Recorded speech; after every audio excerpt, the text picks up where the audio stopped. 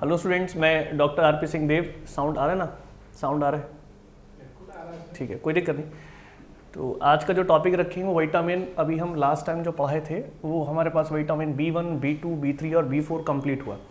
तो हमने क्या चीज़ उसमें बताया था आपको कि विटामिन B1 से लेकर और B4 के बीच में नंबर ऑफ द डिजीज़ ज़्यादा से ज़्यादा पढ़ें तो बेहतर होगा। अभी तो हम आपको ये बता रहे हैं कि भाई विटामिन कौन कौन से हैं, डिजीज़ कौन कौन सा है, डिफिशियंसी कैसे होती है, बॉडी में इम्पैक्ट क्या होता है। एक और हम अलग से वीडियो बनाएंगे जिसमें कि आपको कौन विटामिन में क्या आपको कंज्यूम करना चाहिए, क्या कंज्यूम करना चाहिए, क्या खाना चाहिए, वो ज़रूर बताएंगे आपको, ठीक है। लेकिन पहले आप 1 to 9 B1 से B9 के बीच के सभी विटामिन को पहले अंडरस्टूड कर लें। तो first one you have B5, you have the B5। देखिए B5 को समझ लें। B5 क्या है? विटामिन B5 फर्स्ट आप जान ही पा रहे हैं कि केमिकल नेम। तो आपको पहले ये पता होना चाहिए कि what is the chemical name. आपको पता क्या होना चाहिए? What is the chemical name. Chemical name क्या है? देखिए कार्बन 5 होता है ना हमारे पास, तो इसे हम बोलते हैं पेंटा। क्या बोलते हैं? पेंटा। उसी के रेस्पॉन्ड में इसका नाम रखा गया है क्या? पेंटा और थेनिक, पेंटाथेनिक और एसिड, पेंटाथेनिक एसिड। बहुत कम विटामिन्स हैं जिनके एट लास्ट में एसिड कहा गया है, जैसे B3, हाँ, नियासिन या निकोटिनिक एसिड, और ये B5 जिसमें कि पेंटाथेनिक एसिड को बोला गया है। ऐसे बहुत नंबर ऑफ विटामिन्स बहुत कम हैं जिसमें एट लास्ट में हमने विटामिन के साथ एसिड यूज़ किया है केमिकल नेम के रिस्पॉन्ड में। अब B5 नंबर ऑफ डिजीज़ में क्या बताती है? देखिए मेरी बात समझिए, मैंने क्या क्या नंबर ऑफ डिजीज़ यहाँ लिख लिया है। हो सकता है कि मेरे दिमाग से भी 7, 8, 9, 10 में से कोई क्लिप हो जाए, मैं वो नहीं चाहता हूँ, लेकिन समझाऊंगा एक एक आपको। D4 में होने वाले डिजीज़ कौन कौन से हैं? D4 में फर्स्ट क्या है? इंसोम्निया। इंसोम्निया आप जान ही पा रहे हैं, इंसोम्निया आप जान नहीं पा रहे हैं कि भाई इंसोम्निया होता क्या है? नींद ना आना, ठीक है। अच्छा, नींद ना आने का रीज़न B5 विटामिन होता है, तो इसके सोर्स कुछ ऐसे होने चाहिए जिससे कि विटामिन B5 आप लें और लेने के बाद आपको नींद प्रॉपर आए। लेकिन एक बात और बता दें, जब आप अपना बचपन का शेड्यूल ख़राब कर देते हैं तब आपको नींद में दिक्कत आती है। दूसरा, जब आपकी बॉडी में एनर्जी बैलेंस्ड नहीं होती तो भी आपको नींद आना और ना आना बैलेंस नहीं हो पाता है। तीसरी बात, जब आपकी बॉडी में पानी की परसेंटेज प्रॉपर नहीं होती है तब भी आपको नींद प्रॉपर नहीं आती है।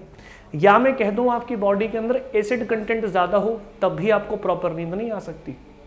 एक बात और, एक चीज़ बड़ी इंपॉर्टेंट है ध्यान में रखने के लिए कि जो लोग 12 बजे के बाद सोते हैं, जो लोग 12 बजे के बाद सोते हैं उनकी बॉडी के अंदर एसिड बनता है। पीएच वैल्यू हमेशा एसिड की तरफ खिसकती है। ऐसा क्यों होता है? क्योंकि 12 बजे से पहले एनवायरनमेंट में ऑक्सीजन की परसेंटेज कंटेंट वाइज ज़्यादा होती है, और हम जानते हैं कि 12 बजे के बाद और 3 बजे के बीच में CO2 की परसेंटेज बढ़ती है एनवायरनमेंट में और O2 की परसेंटेज घटती है। इसकी वजह से हम कंज्यूम करते हैं CO2 ज़्यादा, और CO2 क्या होती है? एसिडिक होती है। तो पीएच वैल्यू हमारी ख़राब होने की वजह से ये चीज़ें आती हैं, इंसोम्निया। एक बात हो गया डिप्रेशन। भाई अगर किसी व्यक्ति को नींद प्रॉपर नहीं आ रही है तो डिप्रेशन तो आना वाजिब है। एक बात, डोपामिन का रीजिंग, डोपामिन, मेरी बात समझ लें, डोपामिन है क्या? देखिए डोपामिन एक ऐसा हार्मोन है और ये हार्मोन प्रोटीन वाइज है। कैसा है? प्रोटीन वाइज, मींस प्रोटीन से मिलकर बना है। जिस भी हार्मोन के लास्ट में आप देखते हैं कि IN लिखा है या NI लिखा है, प्रोटीन के शब्द को उठाकर लिखा जाता है। यहाँ पर कुछ इस तरीके से कहा गया कि सफिक्स और प्रीफिक्स के बारे में बात की गई है। तो हार्मोन जो है वो डोपामिन है, ये ब्रेन से निकलता है। कहाँ से निकलता है उसे छोड़ दीजिए, जब हम ग्लैंड पढ़ाएंगे तो बहुत बेहतर से बताएंगे। क्या मैंने बताया कि डोपामिन हार्मोन दो चीज़ों को दिखाता है, पॉजिटिव और नेगेटिव। पॉजिटिव और नेगेटिव। अब ये पॉजिटिव क्या है? आप कुछ भी बेहतर सोचें जो आपकी लाइफ के लिए हो, और कुछ भी आप खराब सोचें जो आपकी लाइफ के लिए खराब हो, या आपकी सोच के लिए खराब हो, या आपकी करियर के लिए खराब हो, या आपकी और भी चीज़ों के लिए खराब हो, तो डोपामिन निकलता ही निकलता है, लेकिन नेगेटिव फॉर्म हो जाती है। तो इसकी वजह से आपको इंसोम्निया, डिप्रेशन होना। और एक बड़ी इंपॉर्टेंट चीज़ है इरिटेशन। देखिए इरिटेशन उस व्यक्ति को भी बहुत आराम से हो सकती है। विटामिन B5 के कम होने से ये सब चीज़ें कम अपने आप होती चली जाएंगी आपके बॉडी के अंदर। इरिटेबिलिटी क्या है? इरिटेशन क्या होता है? इरिटेशन का मतलब क्या है? इरिटेशन का डायरेक्टली आप मतलब समझा सकते हैं कि you are not getting the satisfaction to the front person. आप सामने वाले व्यक्ति से अगर आप सेटिस्फाइड नहीं हैं, बातों से समझकर, हाँ, इस तरीके से सेटिस्फेक्शन में नहीं आ रहे हैं, तो इरिटेबिलिटी हो जाएगी। या आप खुद से सेटिस्फाइड नहीं हैं तो इरिटेशन में आप आ जाएंगे। ठीक, उसी तरीके से काम में भी है, अगर आपका काम का आउटपुट वो नहीं निकल रहा जो है आना चाहिए आपके वर्क हार्ड के अकॉर्डिंग, तो फिर इरिटेशन आ सकती है। तो ये इरिटेशंस, ये तो सर कॉन्शियस अनकॉन्शियस वाली बात हो गया कि अगर आप अनकॉन्शियस वाली बात कर रहे हैं या फिर आप फिजिकल में इमोशंस की बात कर रहे हैं तो आप ऐसी बात कर रहे हैं कि मेरा काम का आउटपुट नहीं आ रहा ऐसा। लेकिन प्रैक्टिकल फॉर्म में देखें, बॉडी के अंदर जब आयंस बिगड़ते हैं, क्या बिगड़ता है? आयंस। हमारी बॉडी में जब आयंस नीचे ऊपर चलेगा, मीन्स हो सकता है असेंडिंग डिसेंडिंग या डिक्रीमेंट या इंक्रीमेंट प्रोसेस पर चले, तो इसी कंडीशन में हम इरिटेशन को फॉलो करते हैं या कहीं इरिटेशन से हम ग्रस्त हो जाते हैं। वोमिटिंग आना, सीधे तौर पे बताया, किसी भी व्यक्ति की बॉडी के अंदर अगर एसिड की परसेंटेज डायरेक्टली ज़्यादा हो जाए तो ऐसे व्यक्ति को वोमिटिंग आना वाजिब है। दूसरा, खाली पेट रहना भी वोमिट आने का रीज़न हो सकता है। खाली पेट रहना भी वोमिट आने का रीज़न हो सकता है, इस बात को आप ज़रूर याद रखिएगा, लाइफ में काम आएगी ये बात। स्टमक पेन, स्टमक एक्ट भी बोलते हैं इसे। तो स्टमक पेन वही सीधे सी बात है कि अगर आपकी B5 स्टमक पेन बता रही है तो ये सब चीज़ को देखिए, स्टमक अपने आप इसको कोरिलेट कर रहा है। स्टमक के साथ ये चीज़ें होंगी तो ये भी होगा। जैसे मान लीजिए आपको लूज मोशन जैसा कुछ हो जाए, लूज मोशन जैसा हो जाए, या फिर आपको डिहाइड्रेशन हो जाए या कॉन्स्टिपेट हो जाए, तो ऐसी कंडीशन में आप इंटरनली चिड़चिड़े हो जाते हैं। वोमिटिंग टाइप आपको होता है, इरिटेशन आपको आने लगती है, इंसोम्निया तो फिर आने का कोई मतलब नहीं। वीकनेस की वजह से आप बेहोशी में जा सकते हैं, पूरी तरीके से बेहोशी नहीं, लेकिन फिर भी आप कह सकते हैं कि दिक्कत तो है। बर्निंग फीट, जिसकी बॉडी के अंदर एसिड बढ़ेगा उसके पाँव में जलन होगी, ये बात तय है। ठीक हो गया। अपर रेस्पिरेटरी सिस्टम क्या हो जाएगा? रेस्पिरेशन इन्फेक्शन, ऊपर की साइड में इन्फेक्शन होना वाजिब है। ऐसा तब होता है मोस्टली जब आपकी लंग्स वाले सेक्शन में गुड बैक्टीरियाज की परसेंटेज हमेशा धीमी पड़ जाती है, नीचे हो जाती है, ऐसे में ये चीज़ें आती हैं। तो ये बात क्लियर हो गया। अब ऊपर लिखा है D4, D4 को मैं अलग से समझाऊंगा। देखो मेरी बात समझो, क्या मैंने कहा? D4 समझ लें। D4 का मतलब क्या है? D4 में जैसे डायरिया, अब देखो, और D4 में D1 कह दो आप इसको, आप इसे कह दीजिए दिस वन इज D1। अच्छा, D2 में क्या कह दूं? डर्मेटिस, डर्मेटिस, लोग इसे डर्मेटाइटिस भी कह सकते हैं। D3 डिमेंटिस, डिमेंटिस। देखिए, डर्मेटिस का मतलब स्किन प्रॉब्लम से है, स्किन प्रॉब्लम से है। अच्छा, अगर मैं कहूँ डिमेंटिस तो ये ब्रेन के अकॉर्डिंग है। ब्रेन में क्या?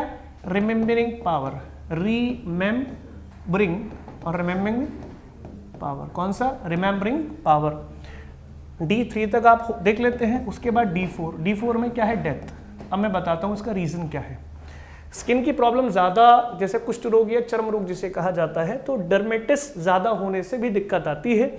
डिमेंटिस दिमाग में संतुलन बिगड़ने की वजह से भी प्रॉब्लम आ सकती है। और अगर हम बात करें, अगर हम नॉर्मली बात करें किसके? डायरिया की, तो diarrhoea it is related to the basically what is a percentage in your body of the water. तो बॉडी में वाटर आयंस की क्या परसेंटेज आपको पता होना चाहिए। देखिए, समझिए हमारी बात, क्या बता रहे हैं। देखिए, डायरिया में लूज मोशन के बारे में बता रहे हैं, लूज मोशन की बात कर रहा है ना, लूज मोशन। अब लूज मोशन में मोस्टली क्या होता है? मोस्टली ये होता है कि आपके स्टमक में, आपके, फिर दोबारा स्टमक पर बात घूम कर आ गई, आपके स्टमक के एसिड की परसेंटेज जब बढ़ जाती है तो ऐसे में आपको क्या है? लूज मोशन जैसी कंडीशन क्रिएट होती है। एक बात हो गया। दूसरा, ऐसा होने से वाटर की परसेंटेज नीचे पहुंच जाएगी। अच्छा, वाटर की परसेंटेज नीचे पहुंचेगी तो क्या हो जाएगा? डिहाइड्रेशन। आप देखना, जितनी भी डिजीज पीछे लिखी वो सब अपने आप कोरिलेट हो जाएंगी। डिहाइड्रेशन होने का मतलब क्या? पानी की परसेंटेज कम हो जाना। अब बताओ कि अगर आपकी बॉडी में जगह जगह से वाटर की परसेंटेज कम हो जाए, जैसे मैं कहूँ हमारा ब्रेन है सर, हमारा ब्रेन है, और ब्रेन में एक शब्द को यूज़ किया जाता है नर्व। क्या? नर्व। और नर्व कुछ ऐसी सी देखने को हमारे सामने आती है। मान लीजिए नर्व हो गया, कोई भी एक नर्व का नाम ले दीजिए, आप इसे ऑप्टिक नर्व कहते हैं, मतलब कि देखने में हेल्प करने वाली नर्व जिसे कह रहे हैं। ऊपर से नीचे अगर इसे मैसेज लेके जाना है तो सोडियम आयंस चाहिए। क्या चाहिए? Sodium ions. दूसरा, ब्रेन के साथ में मैं कह दूं आपकी मसल्स की बात की जा रही है। मसल्स में कैल्शियम और Mg और पोटेशियम और फास्फोरस, ये 4 आयन बड़े इंपॉर्टेंट होते हैं। अगर इनको ज़्यादा कम कर दूं तो आपकी मसल्स ऐंठ जाएंगी, कन्वल्शन कहते हैं इसको, मतलब ऐंठ जाना। जैसे भागते हैं तो भागते समय आपका क्या होगा कि मसल्स में एकदम से कॉन्ट्रैक्शन हो जाता है, लेकिन कुछ समय के बाद आप नॉर्मल हो जाते हैं। लेकिन कहा जाता है पानी नहीं पीना है, बोला जाता है पानी नहीं पीना। जैसे किसी को चोट लगा, पानी एकदम से नहीं देना, तो रीज़न क्या है इसके बारे में डिस्कस करूंगा। पहले यहाँ पर आ जाऊँ। तो ब्रेन ऊपर से लेकर नीचे हमने क्या मैसेज पास किया, तो रीज़न कौन है, सोडियम आयन है। अब अगर आप गौर करेंगे, ये सोडियम आयन जब आप केमिस्ट्री में पढ़ते हैं तो पहले ही आपको ग्रुप में दिखाई देता है। एक ऐसे पीरियड होता है, ऐसे ग्रुप होता है। तो ये सोडियम हो गया पॉजिटिव, मीन्स ये कौन से मेटल है, अर्थ वाले मेटल है, एल्काली मेटल, जिसका +1 होता है। जिसका +1 होता है वो -1 की तरफ भागता है। अच्छा, इसका भाई कौन है, ये Cl नेगेटिव। तो जो फर्स्ट ग्रुप का है वो 17th ग्रुप में जाएगा। मैं आपको केमिस्ट्री नहीं पढ़ा रहा हूँ, केमिस्ट्री नहीं पढ़ा रहा हूँ मैं आपको, मैं क्या बता रहा हूँ कि आयंस का कोरिलेशन हमारी बॉडी में खुद होता है। भाई Cl भी आप खाते हैं, आयंस के फॉर्म में चलती है बात, और आप सोडियम भी खाते हैं, नमक। अच्छा, ये बड़ा मिथ है सर, ये भी मिथ है कि नमक का मतलब, नमक में जो आयोडीन होता है, लोग आयोडीन को NaCl बता देते हैं। That means a compound which is called the NaCl, sodium chloride. Iodine का मतलब Ki होता है, पोटेशियम आयोडाइड। पोटेशियम आयोडाइड याद रखिएगा, इसका आयोडाइड निकाल लोगे तो आयोडीन की बात की जाएगी, कम कर देंगे। गॉइटर झींगा होता है, या और भी डिजीज हो सकती हैं। तो जैसे जैसे चीज़ें खुलती हैं तो याद आती है, तो बता रहे हैं, मेरी बात समझ ले। सोडियम, अब मैंने कहा कि पानी है, इसको पूरा करना है मुझे। क्या करना है, डिहाइड्रेशन को मुझे क्या करना है, रीहाइड्रेट कर देना। मुझे क्या कर देना, रीहाइड्रेट। अच्छा, रीहाइड्रेशन कैसे करूं कि पानी दोबारा दे दूं, क्योंकि आपने डी मतलब कम कर दिया। तो मेरे दिमाग में एक बात आई कि बचपन में डॉक्टर पिलाया करता था ORS। अब तो सब जानते हैं ORS क्या होता है ना, तो ORS हो गया, ORS। इसे क्या बोलते हैं आप, ओरल, इसे आप बोलते हैं सर ओरल रीहाइड्रेशन। देखो शब्द आ गया, रीहाइड्रेशन और क्या, सॉल्यूशन। सॉल्यूशन हो गया। इसमें क्या क्या ऐसा मौजूद है कि आप सर इससे दोबारा पानी की पूर्ति बॉडी के अंदर कर सकते हैं। हाँ सर है, इसमें एक तो देखिए पानी है, दूसरा इसमें नमक है, और तीसरा इसमें शुगर है। तीनों को मिला दो। अब गौर करो, मैं इस बात को खींचकर आयंस पर ले आता हूँ। आयन में ले आइए भाई, पानी मतलब HO, शुगर मतलब CHO, और नमक मतलब Na पॉजिटिव और Cl नेगेटिव। देखो आयंस की बात हो रही है भाई, आयन की तो बात हो रही है, तो बॉडी में आयंस कम हो गए। तो मैं इसको डायरेक्टली और भी कुछ कह सकते हैं, हमारे पास इलेक्ट्रोलाइट आता है, या फिर अलग तरीके के सैशे आते हैं, मतलब पैकेट्स आते हैं, पानी में डालो डायरेक्ट पी जाओ। तो ये हमारे पास है। अगर किसी व्यक्ति को 3 दिन लगातार लूज मोशन की कंडीशन रही तो उस व्यक्ति की डेथ भी हो सकती है, ये कहा जाता है। तो D4 का मतलब ये है। क्लियर हो गया। तो यहाँ से हमें क्या समझ में आया कि what is D4 disease, deficiency किसका होगा, B5 का। तब आपकी बॉडी में ये सब चीजें आनी शुरू हो जाएंगी। सॉरी, इतना क्लियर हो गया सर। अच्छा ठीक है, B6 के बारे में बात कर लेते हैं। पहले मैं इसका बेस बता दूं। देखिए क्या बेस बताऊं, यहाँ देखिए B6 मतलब पायरी और डॉक्सिन, पायरीडॉक्सिन।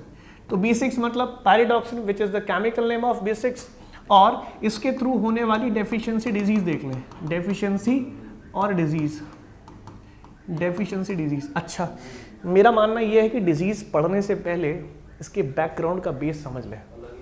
अगर आप समझ गए तो ये मान लीजिए कि आपको B6, B9 और B12, B12 ये आपको बहुत आराम से समझ में आ जाएगा। मैं समझाता हूँ। देखिए, हम लोग जानते हैं कि स्पेशली क्या, कि हमारे पास मान लीजिए हमारे पास RBC है। क्या है sir, this one is you have the RBC। RBC का साइज ये होता है या शेप ये होता है, ना ना ऐसा नहीं होता। तो मैं प्रॉपर बनाऊं क्या, ये इसका शेप होता है, किसका, RBC का। मेरी बात समझते जाए, this is called the RBC। इसका मतलब रेड ब्लड सेल। इसका प्रोडक्शन आपको बड़ी अच्छी बात पता चलेगी कि हीमोग्लोबिन नाम की कोई चीज होती है कि नहीं, HB मतलब हीमोग्लोबिन। प्रोडक्शन कहाँ हो रहा है, आपके बोन मैरो में। कहाँ है, बोन मैरो, बोन मैरो में। ठीक है, बोन मैरो कहाँ है, ये आपकी बोन है, इसके अंदर कुछ है, उसे आप कहते हैं बोन मैरो। क्लियर हो गया। अच्छा, ऐसा है कि बोन मैरो के अलावा कहीं और भी हो सकता है, हाँ लीवर में हो सकता है।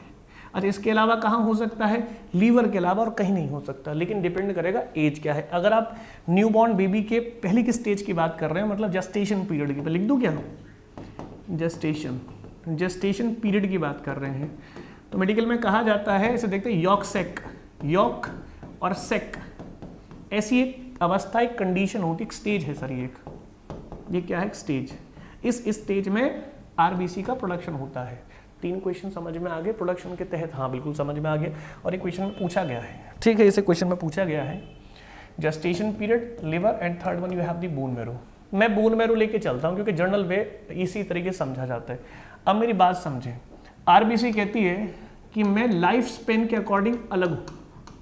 लाइफ स्पेन मेरा टोटल 110 से 120 डेज का होता है, बहुत ज़्यादा जी जाती है, इतना इसको जीना नहीं चाहिए, जो कि क्योंकि जीती ही नहीं है। रीज़न बताएं। 2 तरीके की आरबीसी हमारी बॉडी में है। फर्स्ट, एक हम बोलते हैं इमेच्योर, एक हम बोलते हैं इमेच्योर्ड आरबीसी, और एक आप बोलते हैं मैच्योर्ड और आरबीसी। फ़र्क क्या है? बहुत फ़र्क है। देखिए, जो इमेच्योर्ड आरबीसी है ये हो गया हमारे पास आरबीसी। क्लियर हो गया? अच्छा सर, इसके बाद सर ये होगा कि इसके अंदर ये माइटो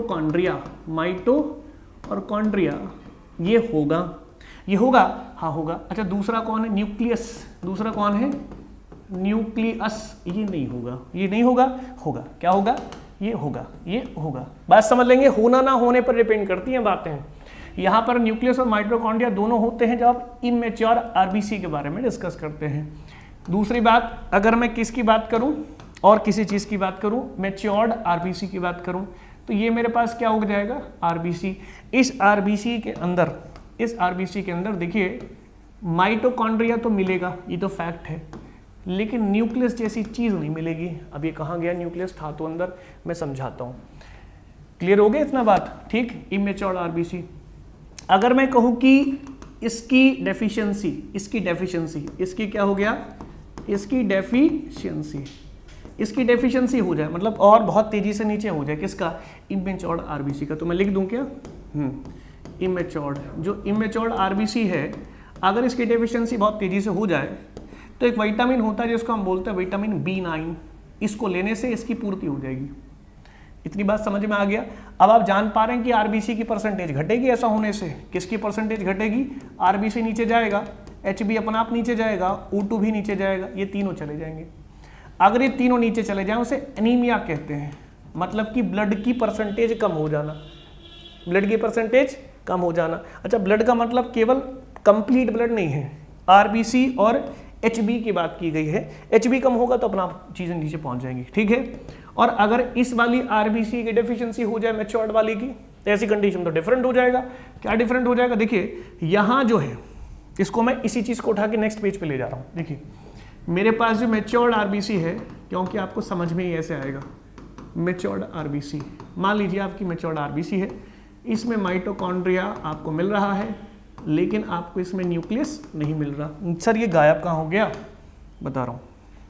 देखिए, यहाँ का जो न्यूक्लियस है सर, यहाँ का जो न्यूक्लियस है, ये न्यूक्लियस एक्चुअल में एज फैक्टर पर है। देखो, इसकी एज होती है कितना? लगभग 60 डेज की, इसलिए से इमेच्योर्ड कहा जाता है। इसकी एज होती है आपकी 90 to 100 डेज, इसलिए से मैच्योर्ड कहा जाता है। दोनों में अंतर है, ठीक हो गया। आगे चलो, तो हमारे पास मैच्योर्ड आरबीसी है जिसकी एज कितनी बता रहा हूँ मैं? 100 डेज करीब बता रहा हूँ, या 110 डेज आप लिख सकते हैं, मतलब 90 to 110 के बीच में आ जाना चाहिए। न्यूक्लियस इसका गया, कहाँ गया सर? ये न्यूक्लियस ने एक्चुअल में डिसॉल्व हो गया, और डिसॉल्व होकर ये पर्टिकुलर ना एक प्रोटीन बनाता है, इनटू कन्वर्ट हो जाएगा प्रोटीन में, तो उसे आप बोलते हैं HB। क्या बोलेंगे? HB। अच्छा, HB क्या है? हीमोग्लोबिन। HB क्या है? हीमोग्लोबिन। क्या बोल दिया आपने? हीमोग्लोबिन। अच्छा, हीमोग्लोबिन क्या होता है? 2 चीज़ों से मिलकर बना है। एक क्या है? हेम, और second one you have the globin. तो हेम कौन हो जाएगा? हेम हो जाएगा आपका आयरन। ये आयरन है, ये 5% होगा। कितना होगा? 5%। अब शर्त की बात देखो कितनी अच्छी है। एक आपके पास है Fe+3 और एक आपके पास है Fe+2। इसे बोलते हैं आप कुछ और इसे बोलते हैं कुछ, ठीक है। तो याद रखिएगा, ये हमारे पास नॉट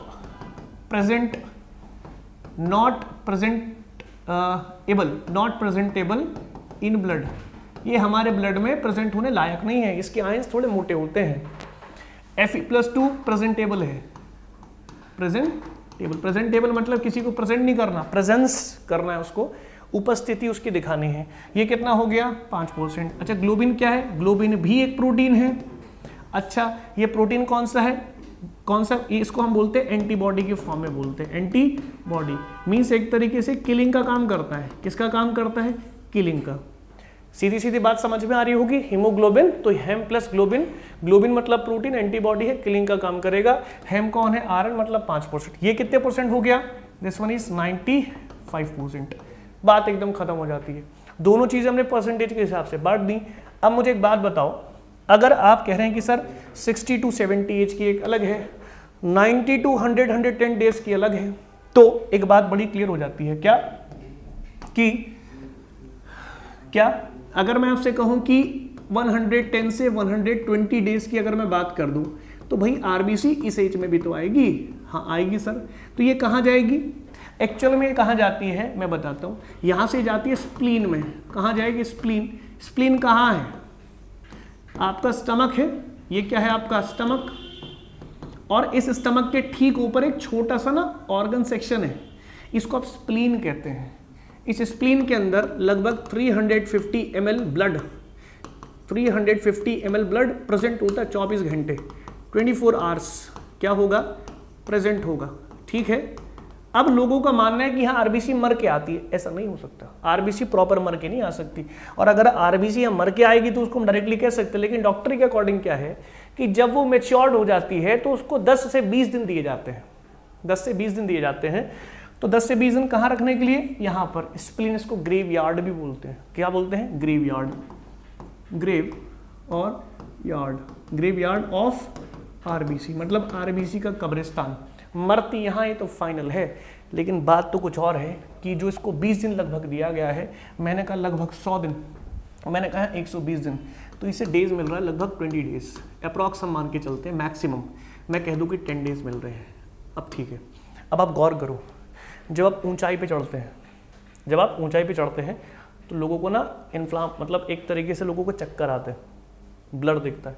रीज़न क्या है, ऑक्सीजन की परसेंटेज कम हो जाती है बॉडी के अंदर। अब ये ऑक्सीजन कहाँ से आएगी, क्योंकि जितना ब्लड है उतना ही रहेगा, बाहर से तो आप एकदम से उठा नहीं सकते। आप गए हिमालय में चढ़ने के लिए तो वहाँ लोग चक्कर खा के मर जाते हैं, वापसी आने के बर्फ़ दब जाएंगे। आपको पता होगा ना इस चीज़ के बारे में। तो ये चीज़ हमारी बॉडी करती कैसे इस चीज़ को पूरा, या आप ठंडे इलाके में चलें या ठंडी हवा में आप चलें, बाइक के पीछे बैठिए और बड़ी ठंडी हवा चलिए और बोलिए मत आप 2 घंटे, तो आपका ये हिस्सा जिसे कहते हैं ना जॉ, मैंडिबल जॉ अकड़ जाएगा, खुलेगा तो पेन होगा आपको, भयंकर पेन होता है। ये अलग अलग जो है बॉडी की प्रोसेसिंग है। होगा क्या इसमें कि यहाँ पर ये जो स्प्लीन है, जब चक्कर आएगा आपको तो उस कंडीशन में ये स्प्लीन अपने अंदर से 350 ml ब्लड उठाकर आपको तुरंत ब्लड में डाल देगा। तो 1 यूनिट ब्लड बढ़ गया, 350 मतलब 1 यूनिट। इंडिया में 350 को 1 यूनिट कहते हैं। अगर यही ब्लड आप यूएसए में ले जाओ तो एक्सेप्ट नहीं करेगा, बोलेगा 350 ml चाहिए, तब उसको 1 यूनिट बोलेगा। रीज़न क्या है, वहाँ की बॉडी की जो स्ट्रक्चर है हमसे थोड़ी सी ज़्यादा है ओवरऑल। दूसरा, उनका जो खाने का प्रोसीजर है वो भी अलग है, साइज पर डिपेंड करता है, मेटाबॉलिज्म पर डिपेंड करता है। उस मेटाबॉलिज्म को बीएमआर कहते हैं। क्लियर हो गया। तो ये जो हमारे पास ब्लड होगा वो उस कंडीशन में चलेगा जहां हमारी बॉडी डिमांड करेगी। अदरवाइज वो क्या करेगा, यहीं से इस ब्लड को उठाकर कहाँ भेज दिया जाएगा, किडनी में। कहाँ भेज देंगे, किडनी में। ठीक है, किडनी से पहले कहाँ भेजेंगे, लीवर में। लीवर क्या करेगा, एक वर्ड पढ़ा होगा आपने, regeneration, regeneration of RBC. RBC कुछ मिली तो दोबारा बनवा दी गई, नहीं तो बाहर फेंक दो उठाकर। कहाँ फेंक दो, किडनी में डाल दो। किडनी से कहाँ, यूरिन से पास, यूरिन से आउट हो गया, यूरिन, यही यूरिन है। क्लियर हो गया एक बात। तो रीजनरेशन ऑफ आरबीसी में एक पर्टिकुलर प्रोडक्ट भी बनता है, ये बड़ी अच्छी बात होगी। एक प्रोडक्ट बनेगा, ये प्रोडक्ट कैसा होता है, टॉक्सिक। कैसा होता है, टॉक्सिक। इसे बोलते हैं बिलिरुबिन और बिलीवर्दिन, दोनों ही टॉक्सिक हैं। क्या है, दोनों ही मोस्टली टॉक्सिक, मोस्टली टॉक्सिक है, इसको याद रखिएगा। क्लियर हो गया। तो मैंने आपको क्या बताया कि we have basically 2 different type of the RBC होती है कि, लेकिन एज वाइज उनका नाम बदल जाता है। एक मैंने क्या बताया, इमेच्योर, दूसरी मैच्योर, और तीसरी क्या आती, जो स्प्लीन में चली जाएगी। क्लियर हो गया।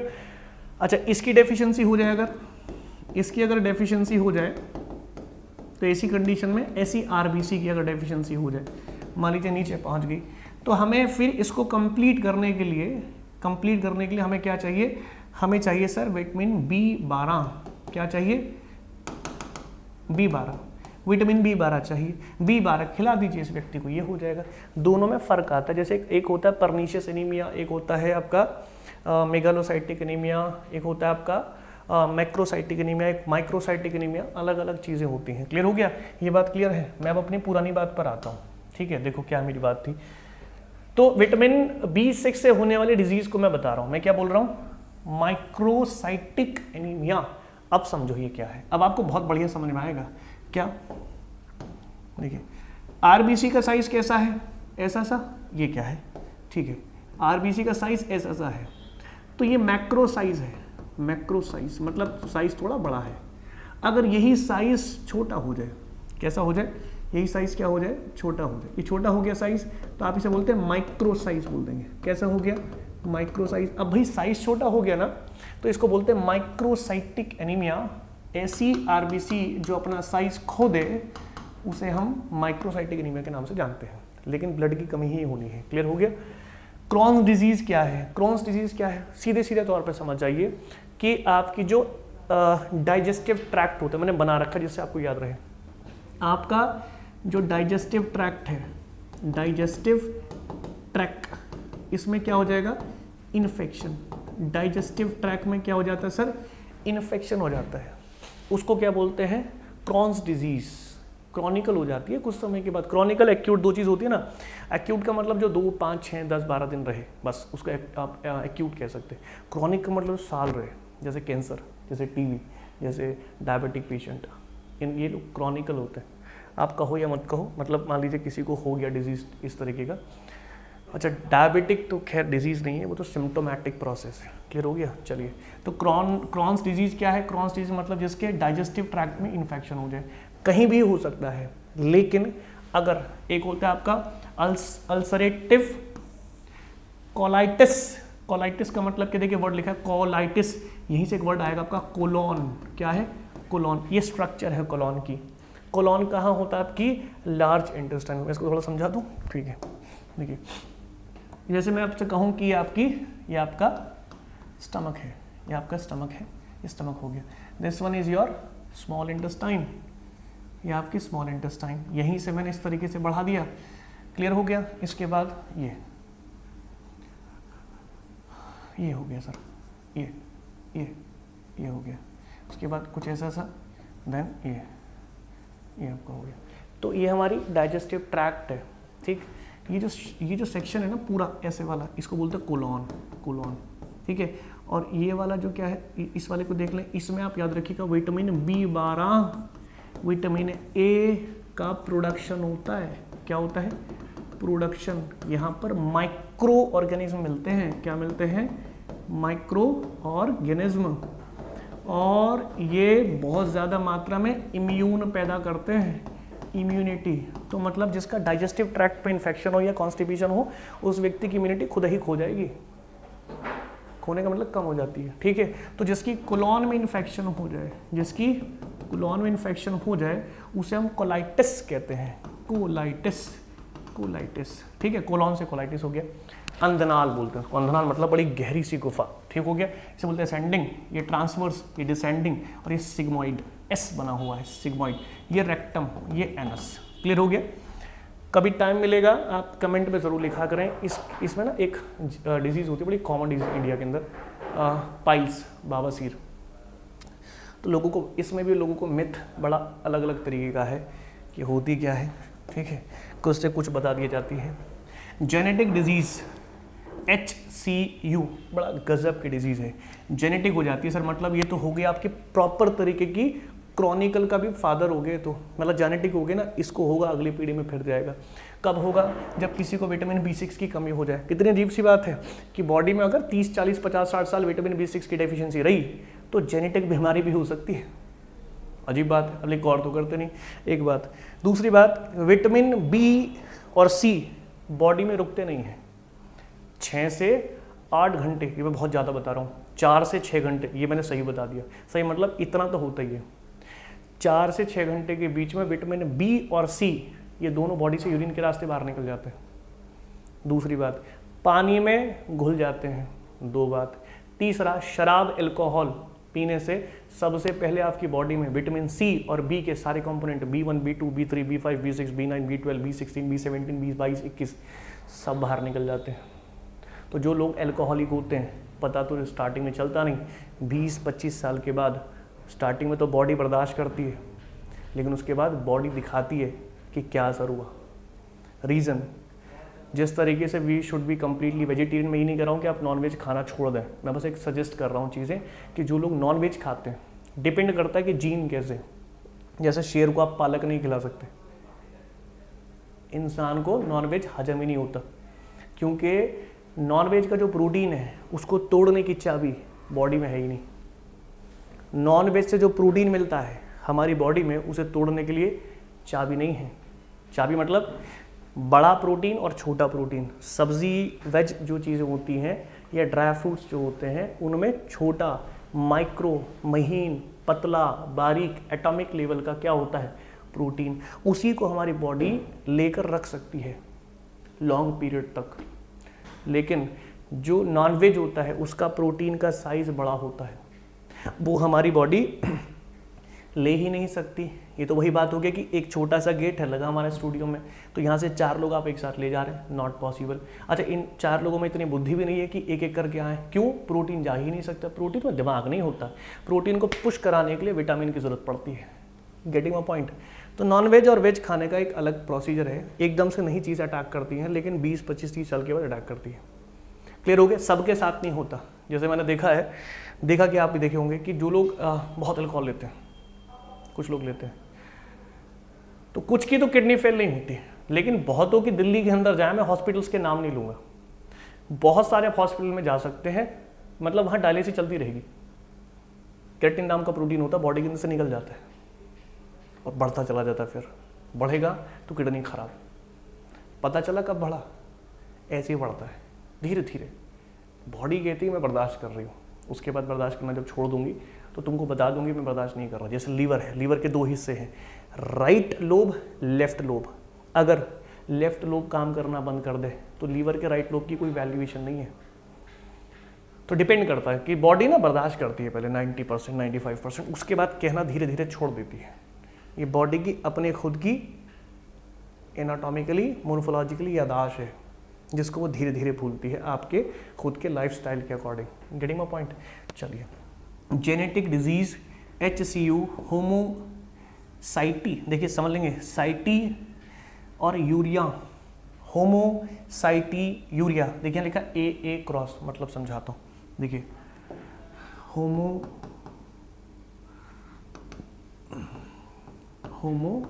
होमोसाइटिन और यूरिया, हाँ यूरिन भी लिख सकते हैं, इस बोलते हैं आप HCU, लिखा है ना H,C,U। ये क्या है? जेनेटिक डिजीज़ होती है, जेनेटिक और डिजीज़। अच्छा, इसमें होता क्या है? इसमें मैं सीधे बता दूं तो B6 की डेफिशिएंसी होती है, सीधी बात खत्म ही हो जाती है। अच्छा, इसका मतलब क्या है? इसका मतलब ये होता है कि बॉडी में इम्यूनो एसिड,